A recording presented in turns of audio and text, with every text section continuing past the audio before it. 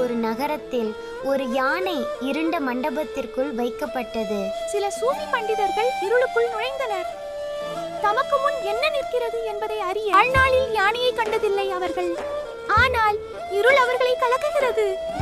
ஒருவர் காலை தொட்டு, இது தூணை போல என்றார். இது வலிமையானதும் பயமுறுத்துவதாகவும் இருக்க வேண்டும். மற்றொருவர் தும்பிக்கையை தொட்டார். இல்லை, இது கயிறை போல உள்ளது, அதனால் மிகவும் பயமுறுத்துகிறது என்றார். மற்றொருவர் சொன்னார், இதன் காதுகள் நீளமாக இருக்கின்றன, இது பறக்குமா? ஒவ்வொருவரும் உறுதியாக இருந்தனர்.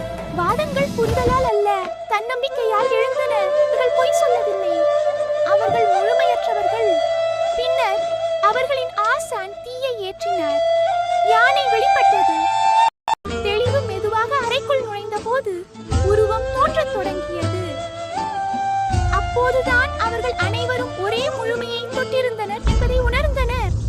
நீ அனைத்தையும் அறிவதாக நினைக்காதே, தெளிவு எனும் தீபம் ஏற்றும் வரை என்று நமக்கு சொல்கிறார் ரூமி.